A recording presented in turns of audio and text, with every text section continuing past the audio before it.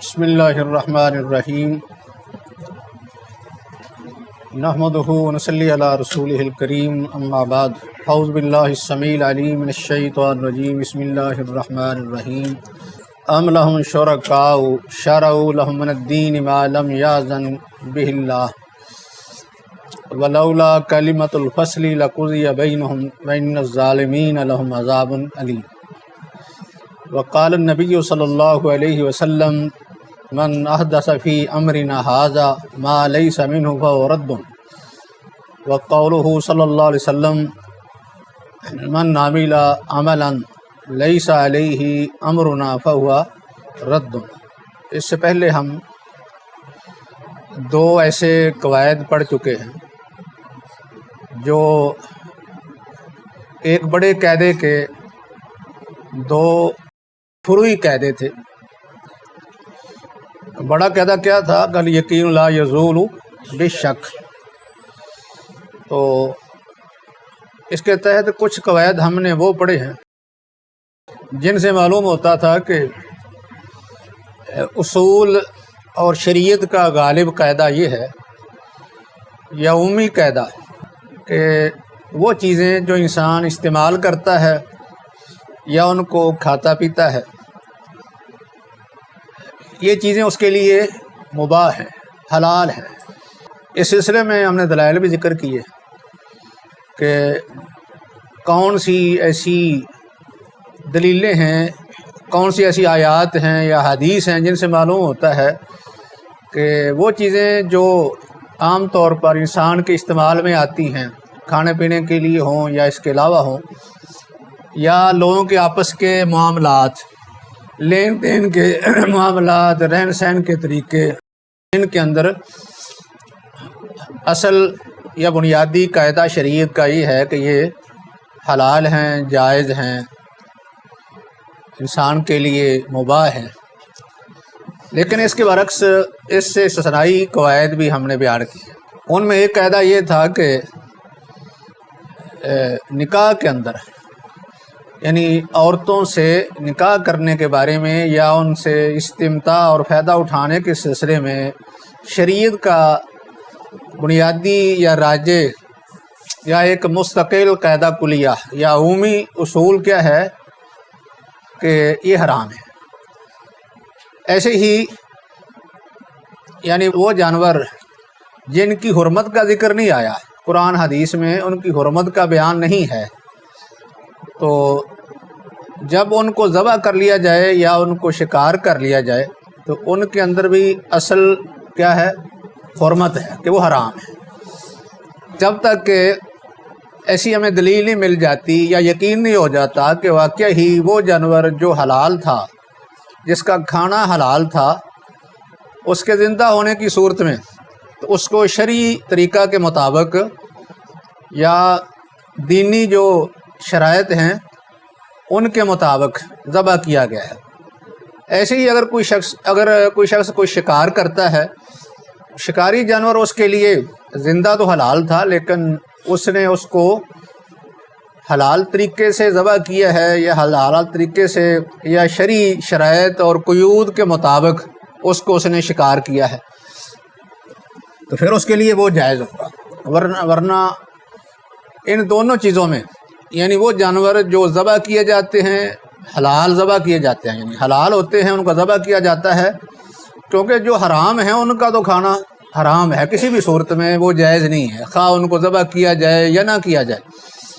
لیکن ہماری مراد اس سے وہ جانور تھی کہ جن کا کھانا حلال ہے شرعی طور پر، ان کی حرمت ہمیں قرآن حدیث کے دلائل سے نہیں ملتی۔ اس طرح ایسے جانور جو شکار کر کے کھائے جا سکتے ہیں، مقصد یہ تھا کہ ان کا ذبح کرنا یا ان کا شکار کرنا شرعی طریقے کے مطابق ہے یا نہیں۔ اگر یقین ہو جاتا ہے تو پھر ہم اس کو استعمال کریں گے، ورنہ یہ جانور حرام ہو گیا۔ اس کے دلائل اور اس کی کچھ مثالیں بھی ذکر کر دی تھی، جیسا کہ آج کل جو ہے وہ کچھ مسائل ایسے سامنے جو ذبح کیا جائے، ذبح خواہ کیا گیا ہو پھر بھی اس کا کھانا جائز نہیں ہے، کیونکہ ہمیں اس کے بارے میں یقین نہیں ہے یا ظن غالب یہ نہیں ہے کہ وہ شرعی طریقے کے مطابق ان کو ذبح کیا گیا ہے۔ اس لیے باہر سے آنے والے جو گوشت ہیں ان میں جب تک یقین نہ ہو جائے کہ شرعی طریقے کے مطابق وہ تیار کیے گئے ہیں، جانور کو ذبح کیا گیا ہے، اس وقت تک وہ نہیں کھائے جا سکتے۔ یہ ان جانوروں کے بارے میں ہے جن جانوروں کا ذبح کرنا ضروری اور واجب ہے۔ مثال کے طور مچھلی ہی اس کو ذبح نہیں کیا جاتا، یا یہ ٹڈی دل جس کو کہتے ہیں، تو اس میں تو یہ شرطیں نہیں ہوگی کیونکہ ان کا ذبح کرنا یہ شرط نہیں ہے۔ تو آج ہم جو ہے وہ ایک اور قاعدہ پڑھیں گے، جو قاعدہ تقریباً ان دو قواعد سے ملتا جلتا ہے، اس کا ان سے ربط ہے۔ وہ پیچھے جو ہم نے بیان کیا اس سے مراد لوگوں کے جو ہے وہ معاملات تھے، معاملات کا ذکر تھا، مثلا نکاح کے مسائل تھے، اور ایسے ہی یعنی اس میں کھانے پینے کے جو مسائل ہیں یا حلت و حرمت کے ہیں ان کا بیان تھا۔ آج جس قاعدے کو ہم پڑھیں گے اس کا موضوع یہ ہے کہ الاصل فی العبادات، الاصل فی العبادات الحظر، الاصل فی العبادات الحظر، یا اس طرح بھی کہا جاتا ہے کہ الاصل فی العبادات التوقیف، یا اس کی تعبیر ان الفاظ سے بھی کی جاتی ہے کہ الاصل فی العبادات البطلان، البطلان۔ یہ سب الفاظ قریب المعنی ہیں، یعنی ان کے معنی آپس میں قریب قریب ہیں۔ جب یہ کہا جائے گا کہ الاصل فی العبادات الحظر، حظر کا معنی کیا ہے؟ منع کرنے کا، روکنے کا ہے، لیکن مراد اس سے حرام ہے، یعنی مراد اس سے حرام لی جاتی ہے کہ اصل عبادات کے اندر ممانت ہے، حرمت ہے، یا توقیف ہے۔ توقیف سے مراد جس طرح کہ ہم عام طور پر کہہ دیتے ہیں کہ یہ امر توقیفی ہے، یعنی اس میں اتحاد نہیں ہو سکتا، انسان اتحاد سے اس کے بارے میں کوئی فیصلہ نہیں کر سکتا، نہ حکم لگا سکتا ہے۔ اس کے بارے میں فیصلہ وہی ہوگا جو ہمیں اللہ نے اپنی کتاب میں بیان کر دیا یا نبی صلی اللہ علیہ وسلم نے اپنی حدیث سنت میں بیان کر دیا، وہی ہوگا توقیف، کہ ہم اس میں اپنے پاس سے کچھ نہیں کہہ سکتے۔ اگر یہ لفظ بولا جائے کہ فی العبادات، الاصل فی العبادات البطلان، تو پھر اس کا معنی کیا بنے گا کہ عبادات کے اندر اصل کیا ہے؟ بطلان، یعنی اصل یہ ہے کہ ایسی عبادت جس کی ہمیں کوئی دلیل نہیں ملتی، یعنی اس عبادت کو اللہ اس کے رسول نے مشروع قرار نہیں دیا، تو وہ عبادت کیا ہوگی؟ باطل ہوگی، وہ عبادت باطل سمجھی جائے گی۔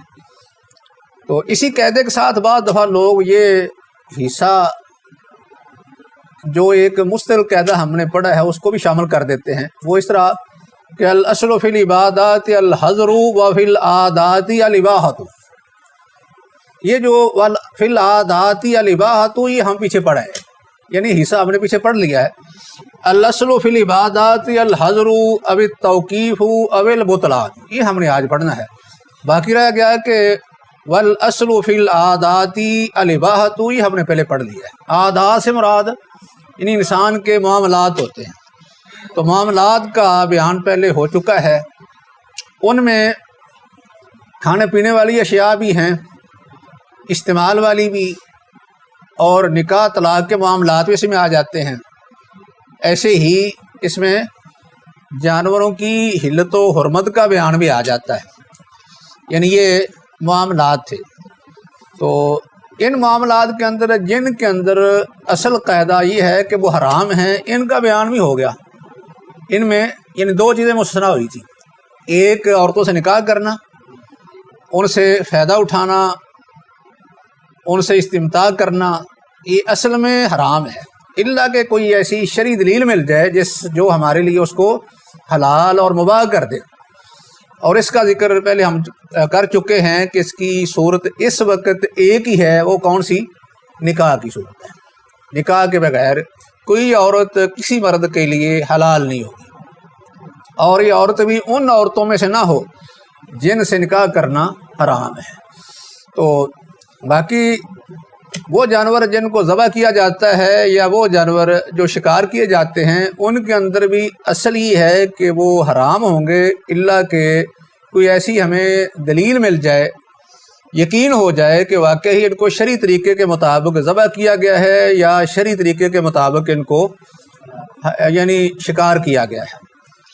تو باقی یہ ہم قاعدہ پہلے پڑھ چکے ہیں، ان کی باقاعدہ جو ہے وہ کچھ خاص حیات ہیں، یعنی ان کا خاص طریقہ اور اسلوب ہے، یہ عبادات مراد ہیں، یعنی وہ تمام تبدی عبادات جن کو یعنی بطور عبادت سر انجام دیا جاتا ہے، ان کی مخصوص حیات ہیں، مخصوص ان کو ادا کرنے کا طریقہ کار ہے، ان کے باقاعدہ اوقات ہیں، ان کی کچھ مقرر شدہ صفات ہیں، یعنی دینی لحاظ سے ان کے لیے کچھ صفات مقرر کی گئی ہیں، اوقات مقرر کیے گئے ہیں، ان کی مقداریں متعین کی گئی ہیں۔ تو ایسی عبادات مراد ہیں عبادات سے جن کو کوئی آدمی اپنی عقل کی بنیاد پر یا اپنے رجحان، اپنی خواہش کے مطابق سر انجام نہیں دے سکتا، یعنی یہ ساری عبادات جن کو ہم تبدی امور کہتے ہیں، بطور عبادت ان کو ہم بجا لاتے ہیں، اور ان کے لیے کیا ہے، مخصوص ان کے طریقے ہیں، مخصوص اوقات ہیں، مخصوص ان کی تعداد ہے، اور ان کے کچھ صفات خاص بیان کر دیے گئے ہیں، متعین کر دیے گئے ہیں۔ تو ایسی عبادات جو ہیں وہ کیسے کی جائیں گی؟ جیسے ہمیں اللہ اس کے رسول نے بیان کر دیا ہے، اور ان عبادات میں یا ان تعبدی معاملات کے اندر یا امور کے اندر انسان کی عقل کو یا اس کے اپنے جذبات، کوئی رجحان یا خواہشات کو کوئی دخل نہیں ہے، اس میں اس کی پسند یا ناپسند کا کوئی اس میں دخل نہیں ہوگا۔ اس کی مثال کیا ہے؟ جیسے مثلا نماز ہے، اب نماز جو ہے یہ مقدر بھی ہے اور محدود بھی ہے، مقصد یہ ہے کہ اس کے اوقات مقرر ہیں، اس کی جو ہے وہ اس کی رکعات مقرر ہیں، اور باقاعدہ ایک طریقہ متعین کیا گیا ہے نماز کا، یعنی اوقات بھی ہیں، طریقہ کار بھی متعین ہے، اور رکعتوں کی تعداد بھی متعین ہے، اور اس میں باقاعدہ جو ہے اس کے اذکار مقرر ہیں، مثلا کچھ اس کے ارکان ہیں، کچھ واجبات ہیں، کچھ سنن ہیں۔ تو ایک اس کی مثال یہ ہے نماز مثلا، دوسری مثال اس کی زکوٰۃ ہے۔ اب زکوٰۃ جو ہے اس کے بارے میں ہمیں شرعی رہنمائی کرتی ہے کہ زکوٰۃ کی کتنی اقسام ہیں، یعنی کن کن چیزوں میں کس طریقے سے لی جائے گی، اس کا نصاب کیا ہے، اور زکوٰۃ کی مقدار کیا ہوگی، اور زکوٰۃ لینے کے اوقات کیا ہوں گے۔ یہ بھی عبادات میں شامل ہے، تبدی امور ہیں یہ۔ ایسے روزے بھی ہیں، روزے کا وقت خاص ہوتا ہے اور اس کی کیفیات بھی یہ بھی بیان کر دی گئی، یعنی قرآن حدیث میں ان کا بھی بیان کر دیا گیا۔ ایسے ہی حج بھی ہے، حج کا ایک وقت خاص ہے، اس کے ایام خاص ہیں، حج کا باقاعدہ ایک طریقہ کار ہے، حج کرنے کی باقاعدہ مخصوص جگہ ہیں جہاں حج کیا جاتا ہے۔ تو کوئی بھی شخص یہ طریقہ چھوڑ کر، یہ وقت چھوڑ کر حج نہیں کر سکتا، اگر وہ کرے گا تو اس کا حج باطل ہوگا۔ اپنے پاس سے کوئی اور طریقہ اختیار نہیں کر سکتا، نہ کوئی اپنے پاس سے وقت مقرر کر سکتا ہے۔ ایسے اور بھی عبادات، مثلا قربانی ہے، قربانی کا ایک خاص وقت ہے، اگر کوئی آدمی قربانی جو ہے وہ عید الفطر میں کر دے تو کیا اسے قربانی ہو جائے گی؟ اس کے لیے وقت خاص ہے نا، خاص وقت ہے اور خاص ایام ہیں، اور قربانی کا خاص طریقہ کار ہے، اس کے لیے جانور کی باقاعدہ شرائط ہیں۔ تو اس طریقے سے قربانی کی جائے گی تو وہ اللہ کے ہاں قبول ہوگی، ورنہ نہیں۔ ایسے ہی کفارات ہیں، یہ جو قرآن حدیث میں کفارے مقرر کیے گئے ہیں، قسم کا کفارہ، اس طرح قطع خطا کا کفارہ ہے، زہار کا کفارہ، یہ مختلف قسم کے جو کفارے دیے جاتے ہیں، یہ کفارے جو ہیں ان کا بھی طریقہ کار ہے کہ آپ نے کیسے ادا کرنے ہیں، کس کے طریقے سے آپ کفارہ ادا کر سکتے ہیں، اور کس چیز پر کفارہ ادا کرنا ہے اور کس پر نہیں کرنا۔ ایسا تو نہیں ہے کہ ایک آدمی جو ہے وہ بیوی کو 3 طلاقیں دے دے اور کہے کہ میں اب اس کا کفارہ ادا کر کے طلاق ختم کر دوں گا، تو کیا یہ بات اس کی ٹھیک ہوگی؟ کہے کہ 3 طلاقیں ہو چکی ہیں لیکن کچھ کفارہ ادا کرتے ہیں تو اس غلطی کا ازالہ ہو جائے گا، ایسا نہیں ہوگا۔ جبکہ کسی نے اپنی بیوی سے زہار کر لیا تو اس کا ازالہ، اس کی تلافی تو کفارے سے ہو جائے گی زہار کرنے سے، لیکن مکمل 3 طلاقوں کے بعد اس کا ازالہ اس طرح نہیں ہو سکے گا۔ تو مثلا یہ کفارے جو ہیں وہ جن چیزوں پر شریعت نے رکھے ہیں کا بیان کر دیا۔ مثال کے طور رمضان میں کسی آدمی نے روزہ توڑ دیا ہے یا اپنی بیوی سے تعلق قائم کر کے اپنا روزہ خراب کر دیا تو اس کا بھی ایک کفارہ ہے۔ تو ایسے جو ہے وہ وراثت کے احکام ہیں۔ سورہ نساء کے اندر اللہ رب العزت نے وراثت کے احکام کافی تفصیل سے بیان کر دیے ہیں۔ اب کوئی شخص جو ہے ان احکام کے اندر اپنے پاس سے کوئی تبدیلی نہیں کر سکتا۔ جیسے تقسیم ہمیں بیان بتا دی گئی ہے قرآن میں یا حدیث، اس کے مطابق ہم تقسیم کریں گے، اپنے پاس اتحاد سے اس میں کوئی تبدیلی نہیں کر سکتے۔ اگر کوئی کرے گا تو وہ کیا ہوگا؟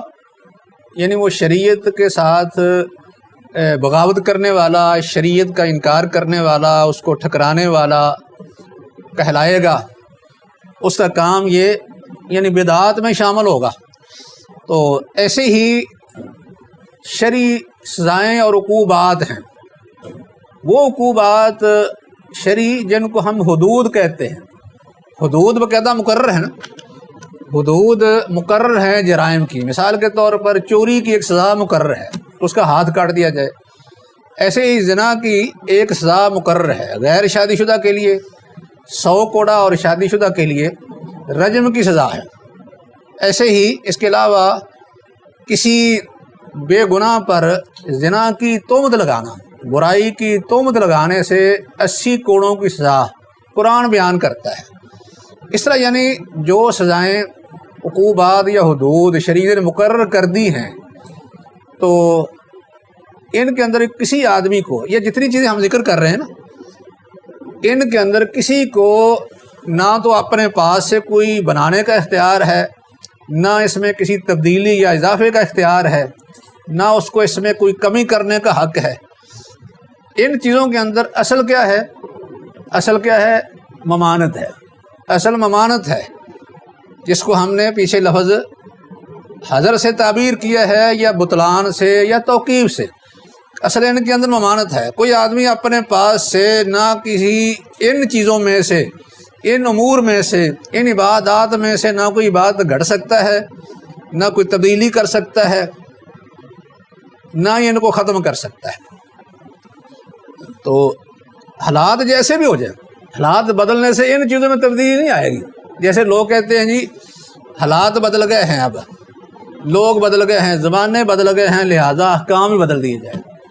تو یہ جو عبادات ہیں یا تبدی امور ہیں، تبدی امور اصل کیا ہیں کہ جن کو اللہ اس کے رسول نے واضح طریقے سے بیان کر دیا ہے۔ مثال کے طور پر واجبات کو اللہ نے جو واجبات سے واجب کر دیا، ان کی پوری تفصیل بیان کر دی کہ آپ نے کس طریقے سے اس کو ادا کرنا ہے، اور پھر جو چیزیں حلال تھیں ان کو حلال قرار دے دیا، جو حرام تھیں ان کو حرام کر دیا، واضح کر دیا، اور اس کے علاوہ جو مستحبات تھے، سنتیں تھیں، ان کا بھی بیان کر دیا، اور جو حدود تھیں ان کا بھی بیان کر دیا کہ فلاں چیز پر حد ہوگی، فلاں چیز پر کفارہ ہوگا، اور اس کی باقاعدہ مقدار بیان کر دی، طریقہ کار بیان کر دیا ہے۔ تو اس لیے یہ ساری چیزیں اس کے بعد یہ یعنی اسی طرح رہیں گی، لوگ بدلتے رہیں گے، زبانیں بدلتے رہیں گے، علاقے بدلتے رہیں گے، لیکن ان میں تبدیلی نہیں آ سکتی۔ کوئی آدمی تبدیلی کا، اس کے اندر کوئی تغیر و تبدل کا اختیار نہیں رکھتا، اور نہ ہی ان کو وہ منسوخ کر سکتا ہے، ختم کر سکتا ہے، اور نہ ہی اپنے پاس سے کوئی سزا گھڑ سکتا ہے۔ جیسے یہ آپ کے سامنے ایک مثال آپ نے حدیث میں پڑھی ہے نا، کہ ایک زنا کا واقعہ ہو گیا تھا نا، کہ ایک آدمی نے جو کسی کے ہاں ملازم تھا، اس نے اپنے مالک کی لونڈی سے زنا کر لیا تھا۔ تو کسی نے مشورہ دے دیا کہ آپ کیا کریں، انہوں نے کہا کہ آپ ان کو بکریاں دے دیں، مال دے دیں، اور ایک اس طرح یعنی لونڈی دے دیں، مال دے دیں، تو بس یہ کفارہ ادا ہو جائے گا۔ اس نے نبی صلی اللہ علیہ وسلم، پھر کسی نے بتایا کہ نہیں ایسا نہیں ہے، اس کی سزا یہ نہیں ہے۔ نبی صلی اللہ علیہ وسلم کے پاس باقاعدہ آیا، آپ نے سوال کیا تو آپ نے فرمایا کہ جو کچھ یہ انہوں نے بیان کیا ہے نا، اور اس آدمی نے تجھے ادا کر دیا ہے، یعنی جس نے زنا کیا تھا اس کے گھر والوں نے، باپ نے ادا کر کے اس کا ازالہ کرنے کی تلافی کوشش کی۔ آپ نے فرمایا یہ سب کچھ مردود ہے۔ اب زانی ہے، زانی کی سزا کیا ہے؟ اسے 100 کوڑا لگے گا اور 1 سال کی جلا وطنی ہوگی۔ یہ سزا آپ نے بیان فرمائی۔ تو کیونکہ یہ ایک حد تھی نا، ایک ایسا جرم ہے، گناہ ہے جس کی باقاعدہ شرعی حد ہے، اس حد میں کسی کو تبدیلی کا کوئی اختیار نہیں ہے۔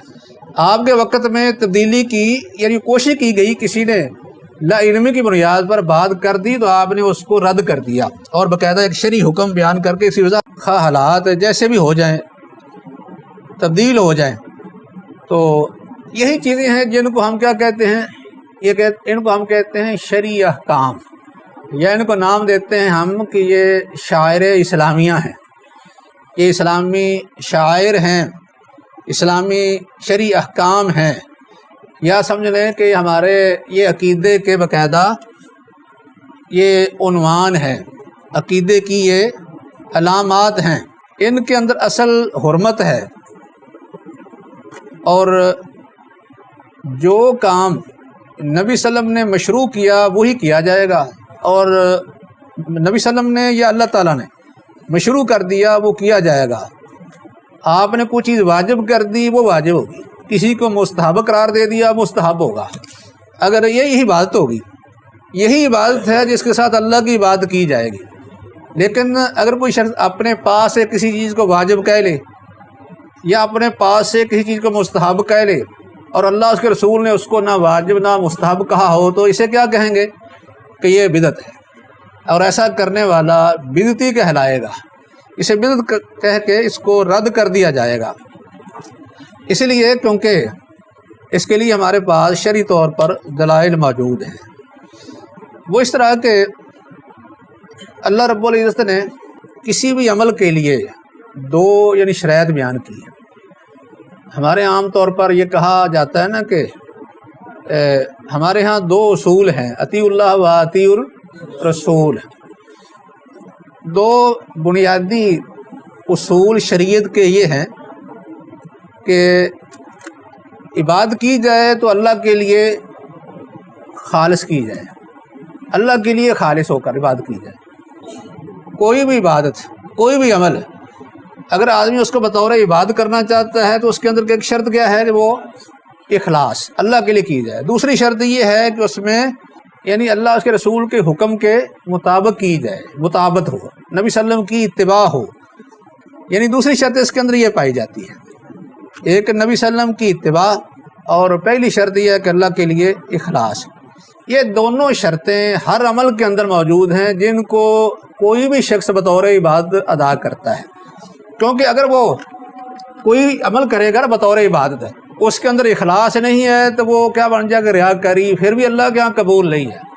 اگر کوئی شخص خلوص کے ساتھ کوئی عمل کرے گا کہ میں اللہ کی رضا کے لیے کر رہا ہوں، لیکن اس کا طریقہ کار نبی صلی اللہ علیہ وسلم کے طریقے کے خلاف ہوگا، تو یہ بھی عمل اس کا اللہ کے ہاں عبادت نہیں بنے گا، قبول نہیں ہوگا، کیونکہ اللہ کے ہاں جو ہے وہ یہ جو انسان کے اعمال ہے نا، اس میں ظاہری بھی شامل ہیں اور انسان کے باطنی اعمال بھی شامل ہیں۔ عبادات دو قسم کی ہوتی ہیں، ایک عبادت انسان کرتا ہے اپنے دل سے، اس کو کہتے ہیں یہ دل کے اعمال ہیں، اور دوسری عبادت انسان اپنے قول اور فعل سے کرتا ہے، زبان سے کوئی چیز پڑھتا ہے بطور عبادت، ذکر کرتا ہے، قرآن کی تلاوت کرتا ہے، اور کچھ کام ایسے ہیں بطور عبادت جو کیے جاتے ہیں وہ انسان اپنے اعضاء سے کرتا ہے، اپنے یعنی جسم کے دیگر اعضاء سے کرتا ہے۔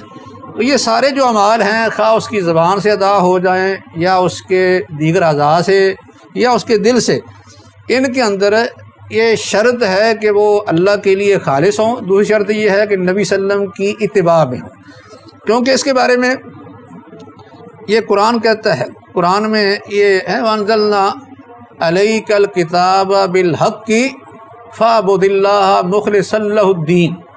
اللہ نے کہا کہ ہم نے آپ پر قرآن نازل کیا ہے، کس طرح؟ حق کے ساتھ۔ حق کیا ہے؟ حق یہ ہے کہ اللہ نے تمہیں احکام دے دیے۔ احکام کیا دیے؟ مثلا نمازیں فرض کر دی، روزے، زکوٰۃ اور حج فرض کر دیا۔ ایسے ہی باقی دیگر عبادات ہیں، مثال کے طور پر قربانی کرنا ہے، یا کفارے بھی، یہ بھی عبادات میں آتے ہیں، حلال حرام یہ سب چیزیں۔ فرمایا کہ اللہ نے قرآن حق کے ساتھ نازل کیا ہے، حق میں یہ سارے احکامات ہیں۔ پھر فرمایا کہ اللہ کی عبادت کرو، فَاعْبُدِ اللَّهَ مُخْلِصًا لَهُ الدِّينَ۔ اللہ کی عبادت کس طرح کرو کہ اس کے لیے دین کو خالص کرتے ہو۔ دین سے مراد کیا ہے؟ عبادت اور اطاعت یہ اللہ کی کرنی ہے۔ یہاں مراد دین سے اطاعت اور عبادت ہے۔ عبادت اللہ اور اس کے یعنی اللہ کی عبادت کرنی ہے، اور اطاعت بھی اسی کی، اطاعت نبی صلی اللہ علیہ وسلم کے ساتھ۔ نبی صلی اللہ علیہ وسلم کی اطاعت حقیقت میں یہ اللہ کی اطاعت ہے، لیکن عبادت صرف اللہ کی ہے، عبادت صرف اللہ کی، اطاعت اللہ کی بھی اور اس کے رسول کی۔ تو اللہ نے فرمایا الا للہ الدین الخالص، خالص دین، عبادت خالص صرف اللہ کی ہوگی۔ اور دوسری ہے تو ما آتاکم الرسول فخذوہ وما نہاکم عنہ فانتہوا، اس میں کیا ہے؟ سنت کی اتباع، سنت کی اتباع ہے کہ رسول جو تمہیں دے دے وہ لے لو، جس سے تو اس کا یعنی اب خلاصہ یہی بنتا ہے کہ اللہ رب العزت نے اپنے نبی پر کتاب نازل فرمائی اور اس میں حلال حرام ہر چیز بیان کر دی، اور قرآن نے اس انداز سے اس کا تذکرہ کیا کہ وَنَزَّلْنَا عَلَيْكَ الْكِتَابَ تِبْيَانًا لِكُلِّ شَيْءٍ، کہ ہم نے آپ پر کتاب یہ ایسا ایسا نازل کی جس میں ہر چیز کا بیان ہے۔ مجاہد تابعی کہتے ہیں کہ اس کی تفسیر کیا ہے؟ ہر چیز کا بیان سے مراد کیا ہے کہ اللہ نے ہر قسم کے اوامر اور نواہی بیان کر دی ہے۔ اوامر اور نواہی تو انسان اپنے پاس سے نہیں بنا سکتا، اوامر اور نواہی بیان کر دیے ہیں۔ اوامر میں یہ عبادات آ گئی جس میں نماز، روزہ، حج، زکوٰۃ وغیرہ، اور نواہی کے اندر جو چیزیں حرام ہیں ان کا بیان کر دیا۔ تو یعنی اوامر اور نواہی اس سے مراد ہیں۔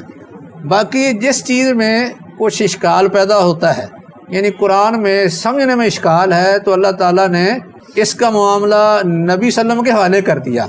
جیسے قرآن کہتا ہے وَأَنزَلْنَا إِلَيْكَ الذِّكْرَ لِتُبَيِّنَ لِلنَّاسِ مَا نُزِّلَ إِلَيْهِمْ، ہم نے آپ کی طرف ذکر نازل کیا تاکہ آپ لوگوں کے سامنے وہ بیان کر دیں، کھول کر بیان کر دیں جو ان کے لیے نازل کیا گیا ہے۔ مطلب یہ ہے کہ اللہ نے قرآن میں جو احکام نازل کیے ہیں ان کی وضاحت، ان کی تفصیل یہ نبی کے حوالے کر دی کہ آپ بیان کر دیں۔ تو نبی صلی اللہ علیہ وسلم نے یہ بیان کر دیا۔ نبی صلی اللہ علیہ وسلم جب دنیا سے رخصت ہوئے ہیں، فوت ہوئے ہیں، تو آپ یہ کام مکمل کر کے گئے ہیں۔ قرآن کہتا ہے الیوم لکم اليوم اکملت لکم دینکم واتممت لکم نعمتی ورضیت لکم الاسلام دینا، کہ آج میں نے تمہارے لیے دین مکمل کر دیا ہے۔ تو مکمل دین کے اندر کون سی چیزیں تھیں؟ مطلب یہ تھا کہ احکام مکمل کر دیے، جو چیزیں یعنی واجب تھیں، واجبات تھے، ان کو بھی بیان کر دیا، سنتوں کو بیان کر دیا، محرمات کو بیان کر دیا، یعنی اوامر نواہی سارے بیان کر دیے، حدود کا بیان کر دیا۔ کوئی چیز اب باقی نہیں، نبی صلی اللہ علیہ وسلم نے سب کچھ بیان کر دیا۔ تو اس سے معلوم ہوتا ہے کہ جو آدمی وہ عمل کرے گا جس کا حکم اللہ اس کے رسول نے دیا ہے، وہ تو عبادت ہوگی، اللہ کے ہاں قبول ہوگی۔ اور جس آدمی نے ایسی بات کہہ دی اپنے پاس سے بطور عبادت، ایسی بات کہہ دی جو اللہ اس کے رسول نے بیان نہیں کی، یا اس نے کوئی بات کا ایسا طریقہ اختیار کیا جو اللہ اس کے رسول نے بیان نہیں کیا اور اس کو مشروع قرار نہیں دیا، تو یہ آدمی کیا ہوگا؟ یہ یعنی بدعتی کہلائے گا، اور اس کا کام بدعت ہے اور اس پر رد کر دیا جائے گا، کیونکہ اللہ رب العزت نے باقاعدہ قرآن میں یہ بات بیان فرمائی، ام لہم شرکاء شرعوا من الدین ما لم یأذن بہ اللہ، کہ ان کے کوئی ایسے شریک ہیں جنہوں نے ان کے لیے دین کے احکام مقرر کر دیے ہیں، ایسے احکام کہ جو اللہ نے مقرر نہیں کیے، اللہ نے مقرر نہیں کیے، لیکن ان کے شرکاء نے اپنے پاس سے ہی کچھ مقرر کر دیے ہیں۔ شرکاء کے اندر کون سے شرکاء ہیں؟ کون سے شرکاء آتے ہیں جن کو لوگ اللہ کے مقابلے میں لے آتے ہیں؟ کون سے شرکاء ہیں جو دین مقرر کرتے ہیں؟ ویسے تو شرکاء بت بھی تھے، لیکن بت احکام مقرر نہیں کرتے تھے۔ بتوں نے کیا احکام مقرر کرتے؟ وہ تو بے جان ہے، کسی کا نفع نقصان سوچ بھی نہیں سکتے، تو انہوں نے احکام کیا مقرر؟ احکام کون مقرر کرتے ہیں؟ لوگ مقرر کرتے ہیں، چودھری سردار مقرر کرتے ہیں، حاکم مقرر کرتے ہیں، باقاعدہ نظام گڑھتے ہیں۔ حکومتوں کے اندر پارلیمنٹ کرتی ہے یہ کام، اسمبلیاں کرتی ہیں، یا بادشاہ کرتے ہیں۔ کچھ لوگ اپنے آپ کو مذہبی پیشوا بنا کے وہ اپنے پاس سے بیان کرتے ہیں۔ کچھ جماعتیں باقاعدہ ہوتی ہیں جو ترتیب دیتی ہیں۔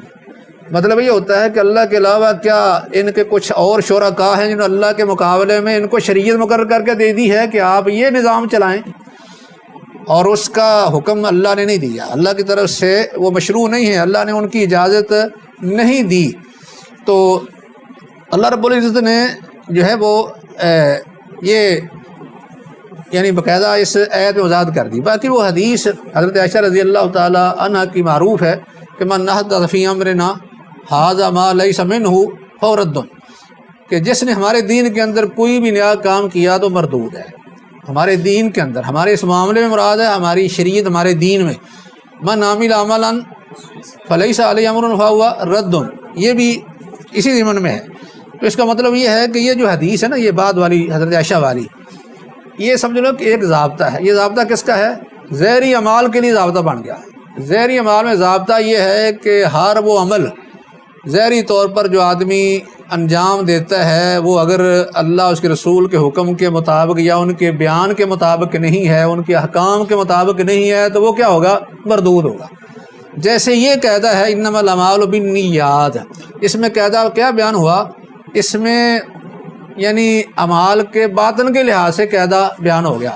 کوئی آدمی ظاہری طور پر کام خواہ وہ شریعت کے مطابق کر رہا ہے، لیکن باطنی طور پر وہ اللہ کے لیے نہیں ہے، تو وہ بھی فی امرنا ھذا ما لیس منہ، اس نے اعمال کے ظاہر کے لیے ایک میزان اور قاعدہ مقرر کر دیا ہے کہ ظاہری طور پر اعمال اللہ کے ہاں وہی بات کہلائیں گے جو اللہ اس کے رسول کے احکام کے مطابق ہوں گے۔ اس لیے کیونکہ اللہ کی جو عبادت ہے وہ کس طرح ہوتی ہے؟ اللہ کی عبادت تو اس طریقے پر ہی ہوگی نا جو اللہ اس کے رسول نے مقرر کیا ہے، اس کے علاوہ آپ عبادت نہیں کر سکتے کسی اور طریقے سے۔ لیکن باقی جو معاملات ہیں ان کا کچھ معاملہ مختلف ہے، جیسے ہم نے پہلے ذکر کیا معاملات، عقود وغیرہ، اصل میں ان کے بارے میں کیا ہے؟ شریعت نے خاموشی اختیار کی ہے، کیونکہ یہ بات ہم بیان کر رہے ہیں، شریعت نے، اللہ اس کے رسول نے احکام بیان کر دیے ہیں، دین مکمل ہو گیا ہے۔ اس میں عبادات کا، حدود کا، اوامر نواہی کا تذکرہ ہو گیا، یہ کہا یہ حلال ہے، یہ حرام ہے، یہ واجبات ہیں، یہ نواہی ہیں، یہ مستحبات ہیں، یہ سنتے ہیں، سب کچھ بیان ہو گیا۔ اب اس کے مطابق جو عمل کرے گا تو وہ تو یعنی کتاب و سنت پر عمل کرنے والا کہلائے گا، اللہ کی بات کرنے والا کہلائے گا۔ لیکن یہ جو معاملات کے اندر ان کو چھوٹ دے دی گئی ہے کہ اصل میں ان کے اندر کیا ہے؟ اباحت، کہ انسان کر سکتا ہے۔ تو یہ کس لیے کر سکتا ہے؟ کیونکہ اللہ نے معاملات کے اندر ویسے ہی درگزر کیا، معافی کر دی ہے۔ جیسے ہم نے یہ پیچھے حدیث پڑھی تھی کہ الحلال ما حل اللہ والحرام ما حرم اللہ، آگے ہے ما سکت عنہ فہو احوط۔ تو یہ چیزیں جن میں ہم کہتے ہیں نا کہ اصل حلت ہے، اباحت ہے، وہ کون سی چیزیں ہیں جن کے بارے میں قرآن حدیث نے خاموشی اختیار کر لی ہے، ان کے بارے میں تو ہم سمجھیں گے کہ یہ چیزیں ہمارے لیے جائز ہیں، ہم ان کو استعمال کر سکتے ہیں، کھا سکتے ہیں، اس لیے کہ شریعت نے خاموشی اختیار کی ہے، ان کو ہم جائز ہی سمجھیں گے جب تک کہ کوئی ہمیں حرمت کی دلیل نہ مل جائے۔